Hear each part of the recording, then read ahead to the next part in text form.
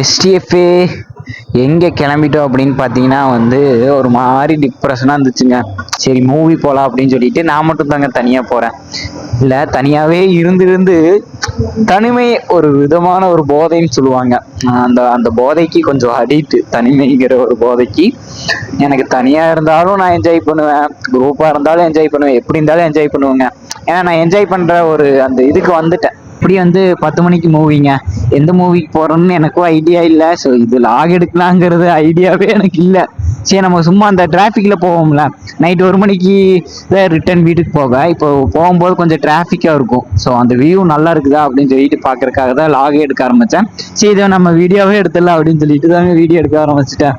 இப்படி முடிக்கு போயிட்டு அப்படியே டீ குடிச்சிட்டு ஜாலியாக அதுக்கப்புறம் தான் வீட்டுக்கே போவேன். அப்படி இப்படின்னு பார்க்கும்போது 2-2:30 போது போயிடுவேன்னு நினைக்கிறேன். இன்னும் ஒரு 10 நிமிஷத்துல போயிடலாங்க. எனக்கு தெரிஞ்சு நம்ம பேசாம ஒரு டீ குடிச்சிட்டு போலாமோ அப்படின்னு சொல்லிட்டு தோணுது. நார்மலா 60ல போயிட்டு இருக்கேன், உனக்கு கொஞ்சம் போக போக ஸ்பீடை இன்க்ரீஸ் பண்ணாலும் இன்க்ரீஸ் பண்ணுவோம்ல, அப்படி சொன்னுங்க. ஃபோன் இருக்குங்க. ஒரு நிமிஷம் ஷாக் ஆயிட்டுங்க, இங்கடோ ஃபோனு காணோம் அப்படின்ட்டு எங்கேயோ வீட்லயே விட்டுட்டு வந்துட்டேனா அப்படின்னு சொல்லிட்டு லைட்டா வண்டியை கொஞ்சம் ரைஸ் பண்றேங்க. நைட் டைம்ல ரைஸ் பண்ணக்கூடாது இந்த மாதிரி ரோட்ல, பட் இருந்தாலும் அந்த டிப்ரெஷன் லைட்டா கம்மியாகுது. இல்லைங்க இப்ப டிப்ரெஷனே இல்லைங்க, இப்போ பைக் எடுத்துட்டாவே அந்த டிப்ரெஷன் லெவல் எல்லாம் கொஞ்சம் கம்மியாயிருதுங்க. இப்போ பைக் அதிகமா ஒர்க் போறதுக்கு யூஸ் பண்றது இல்லைங்க. நான் சைக்கிள் தான் யூஸ் பண்ணிட்டு இருக்கேன். மித்தபடி டீ குடிக்க போறதுக்கு, மூவி போறதுக்கு அந்த மாதிரி இதுக்கெல்லாம் பைக் யூஸ் பண்ணிட்டு இருக்கேன். வெளியே போறதுக்கெல்லாம் பைக் யூஸ் பண்றேங்க.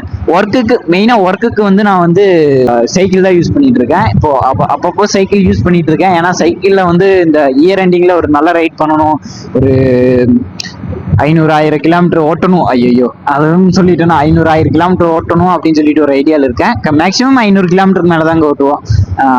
ஏன்னா சின்ன சின்ன கிலோமீட்டர்ஸ் எல்லாம் நம்ம 400-500 அப்படி இப்படின்னு ஓட்டிட்டோம். சிவாய் நமக்கு எல்லாம் நல்லதே நடக்கணும். எப்பவுமே ஆம்புலன்ஸ் போகும்போது ப்ரே பண்ணிக்கிங்க. ஏன்னா நமக்கு அந்த மாதிரி சூழ்நிலை எப்போ வேணா வரலாம். அந்த ஆம்புலன்ஸ்குள்ள போற உயிர் நல்லபடியா ட்ரீட்மெண்ட் ஆகணும் அப்படின்னு சொல்லிட்டு, நல்லபடியா ரெடி ஆகணும் அப்படின்னு சொல்லிட்டு வேண்டிக்கிங்க. 500, ஏன்னா சின்ன சின்ன கிலோமீட்டர்ஸ், இப்போ 400 பண்ணிட்டோம், 500 பண்ணிட்டோம், அடுத்தது பாத்தீங்கன்னா 1000 பண்ணணும்னு சொல்லிட்டு ரொம்ப ஆசை.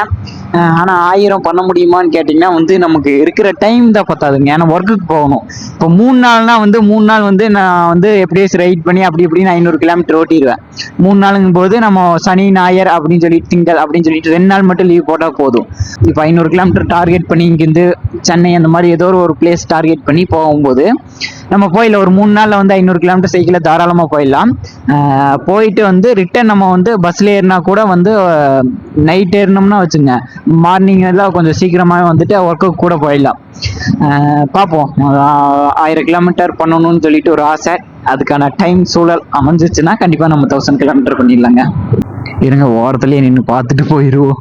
ரன்னிங்ல லாங் டைம் ஃபோன் யூஸ் பண்ணக்கூடாது. சரி நான் சரி அந்த அளவுக்கு பைக் இல்லையே அப்படின்னு சொல்லிட்டு தான் நம்ம ரன்னிங்ல யூஸ் பண்ணேன். நம்ம இது ஒரு கண்டென்ட் இல்லை, என்னன்னா நம்ம போயிட்டு எப்படியே ஜாலியாக டீ குடிக்க போவோம். இப்போ வர வர ஃபர்ஸ்ட் கியர்லயே ஆஃப் ஆகுதுங்க, என்னன்னு சொல்லி பார்க்கணும்.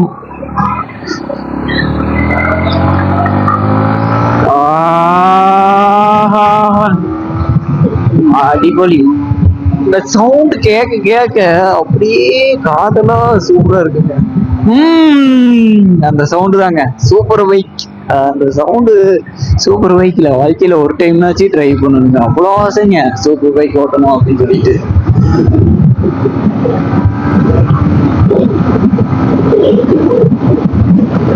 கரெக்டா எங்க வீட்டுல இருந்து அன்னூர் அப்படின்னு கேட்டீங்கன்னாவே 12 கிலோமீட்டர் தாங்க வரும்.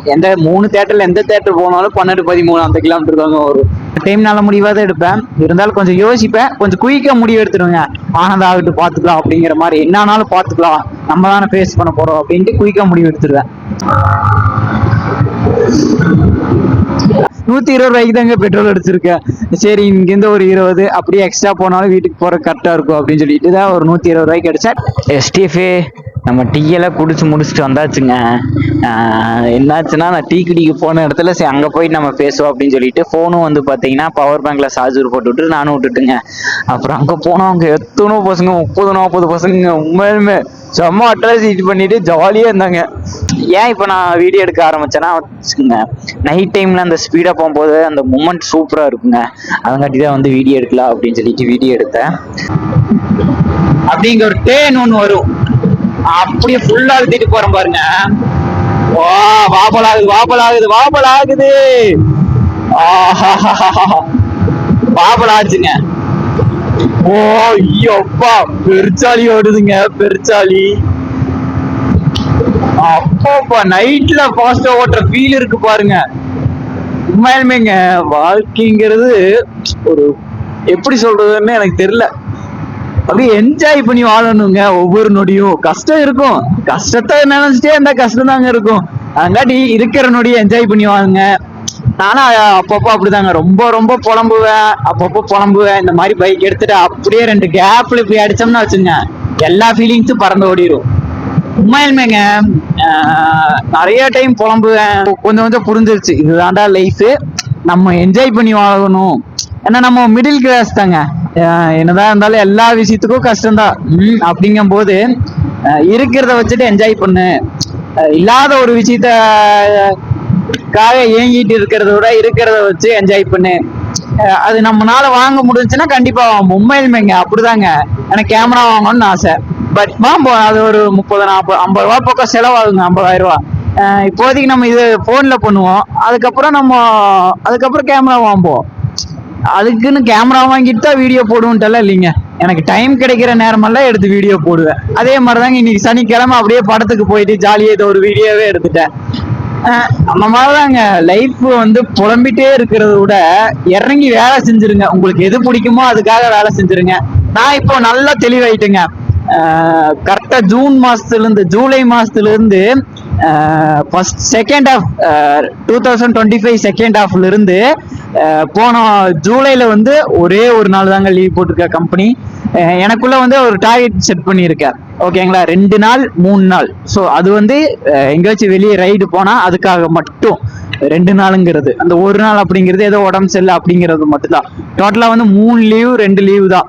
ஓகேங்களா, மித்தபடி வந்து எனக்கு ஒர்க்கு இம்பார்ட்டன்ட். அதே மாதிரி நமக்கு பிடிச்ச விஷயம் யூடியூப்பும் இம்பார்ட்டன்ட்.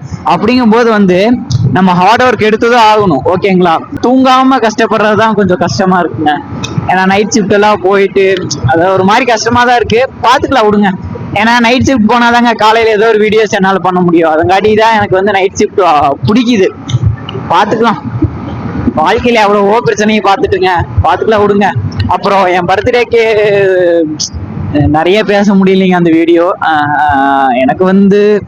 எனக்கு அப்பா பாசம் இல்லாம வளர்ந்த பையங்க. உண்மையாலுமே ரொம்ப ரொம்ப எப்படின்னா வந்து நான் 4வது படிக்கும் போது எங்க அப்பாக்கு எங்க அம்மாவுக்கு சண்டை வந்து எங்க அம்மாவோட ஊருக்கே நாங்க வந்துட்டோம். 5வது படிக்கும் போது அப்பா இருந்தும் இல்லாம வளர்ந்தேன். அப்புறம் கரெக்டா என்னோட ஏஜ் 16 அந்த மாதிரி ஆகும்போது வந்து பாத்தீங்கன்னா டோட்டலாவே அப்பா இல்லாமையே போயிட்டாங்க. முன்னாடியே வந்து இந்த மாதிரி சீரியஸா இருக்காங்க அப்படின்னு சொல்லிட்டு அங்கிருந்து சொல்லிட்டாங்க. அதுக்கப்புறம் கடைசி எங்க அப்பாவை பார்க்க போனதுங்க. உண்மையிலுமே அப்பதான் ஃபர்ஸ்ட் டைம் வந்து ரொம்ப நாள் கழிச்சு அப்பாவை வந்து மீட் பண்ணேன். 10 வருஷம் கழிச்சோ 9 வருஷம் கழிச்சோ எங்க அப்பாவோட பேசுறேன். கூடிய ஒரு டைம் எடுத்து அப்பாவுக்கு அப்பதான் ஃபர்ஸ்ட் டைம் ஊட்டுறேங்க. வாழ்க்கையிலேயே அதான் ஃபர்ஸ்ட் டைம் ஊட்டிட்டு எல்லாம் ரெடி ஆயிருப்பா அப்படின்னு சொல்லிட்டு வந்ததுதாங்க. அதுக்கப்புறம் இறந்துட்டாங்க. அது நினைச்சாவே ஒரு ஃபீலிங்க. மேல முடியல. பாப்பாஸ் இல்லாம சின்ன வயசுல இருந்து வளர்ந்து அதெல்லாம் ரொம்ப கஷ்டங்க. நல்லா அவங்க அப்பா கூட எல்லாம் வரும்போதெல்லாம் எனக்கு ரொம்ப ஆசையா இருக்கும். என்னடா நமக்கு அப்பா இல்லையே. ஒரு கால் வந்து இவங்க கிட்ட இருந்து வந்ததே இல்லை அப்படின்னு சொல்லிட்டு அப்பான்னு சொல்லுவாங்க. எனக்கு அது வந்து ரொம்ப ரொம்ப ஃபீல் ஆயிருச்சு. உண்மையிலுமே அந்த ரீல்ஸை பார்த்து நானே நிறைய டைம் வந்து வாட்ஸ்அப்ல ஸ்டேட்டஸ் வச்சிருக்கேன். அதெல்லாம் வந்து எப்படி சொல்றது, அது சொல்லவே முடியாதுங்க. உண்மையிலுமே எனக்கு அதெல்லாம் ரொம்ப அழுதுட்டேன். நிறைய அழுதுட்டேங்க. பர்த்டேக்கு அப்பா இருந்தா என்ன ஆயிருக்கும். அப்பா நமக்கு ட்ரெஸ் எடுத்து கொடுத்துருப்பாரா, இல்ல கையில செலவுக்கு காசு கொடுத்துருப்பாரா.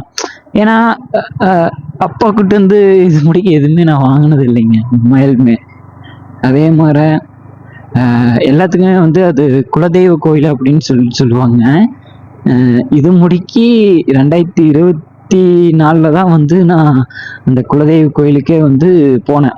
போன வருஷம் தான் போனேன். போன வருஷம் ஒரு 5 டைம் போயிருப்பேன். இந்த வருஷம் வந்து பார்த்தீங்கன்னா ஒரு 5 டைம் போயிருப்பேன். டோட்டலாகவே ஒரு 10-12 டைம் தான் போயிருப்பேன் எனக்கு தெரிஞ்சு. ஒரு டைம் தான் உள்ளே போய் சாமி கும்பிட்டுருக்கேன். இந்த டைம் எல்லா டைமும் வெளியே தான் சாமி கும்பிட்டுருக்கேன். உண்மையுமே ரொம்ப எப்படின்னா அப்பாவோட ரிலேட்டிவ் அப்படி இப்படின்னு நமக்கு யாருமே தெரியாதுங்க. அப்படி 20 வயசு ஆச்சுங்க. அப்படி அப்போட ரிலேட்டிவ் யாருமே தெரியாது. குலதெய்வ கோயில்ல எப்பவுமே சொந்தங்கள் பந்தங்கள் கூட சேர்ந்து சாமி கும்பிடுறது வந்து அந்த ஒரு லைஃப் கிடைக்கலைங்க. அந்த ஒரு லைஃப் கிடைக்கல. அப்பா லைஃப் இல்ல. என்னங்க வாழ்க்கையே வந்து அப்படியே. அதனாலதாங்க நான் அதிகமா எங்கேயாச்சும் வெளியே இந்த மாதிரி போயிடுவேன். யோசிச்சிட்டே இருந்தேன்னா அழுதுருவேங்க. நான் ரொம்ப ரொம்ப எமோஷனல் டைப், அழுதுருவேன். அதுங்காட்டியே வந்து பைக் எடுத்துட்டு எங்கேயே தனியா போயிடுவேன். அதுதாங்க எனக்கு பிடிக்கும். படிப்புலயே சில காரணங்கள், கிரிக்கெட்ல கேம்லயே சில காரணங்கள், அப்புறம் வந்து பாத்தீங்கன்னா வந்து பிடிச்ச ஒர்க் அப்படின்னு பாத்தீங்கன்னா பிடிச்ச ஒர்க்கெல்லாம் நான் பண்ணல. ஸ்டேட்டஸ்ல பெரிய ஆளா இருக்கணும், நம்ம கிட்ட எதுவுமே இல்லைங்க. இருந்தாலும் தன்னம்பிக்கை இருக்கு. நம்ம ஊருக்கு வந்து ரீச் ஆயாச்சுங்க. ஓகேங்க, ஏதோ பேசி எங்கெங்கயோ வந்து அப்படியே இந்த வீடியோ வந்து பாத்தீங்கன்னா என் பண்ணிக்கிறேன். இதுதாங்க நம்ம ஊரு. இங்கதான் எப்பவுமே இங்க இருப்பேன். இப்ப பாருங்க, ஒருத்தரும் இல்லை, எல்லாரும் வீட்டுக்கு போயிட்டாங்க. மேக்சிமம் 11 மணிக்கு மேலதான் வீட்டுக்கே போயிருப்பாங்க. ஓகேங்க, இந்த ராக ஏதோ பேசி ஏதோ கொண்டு வந்திருப்பேன். ஒரே புலம்பலா இருந்திருக்கும். ஓகே, லவ் யூ சோ மச்ங்க ஸ்டீஃபு.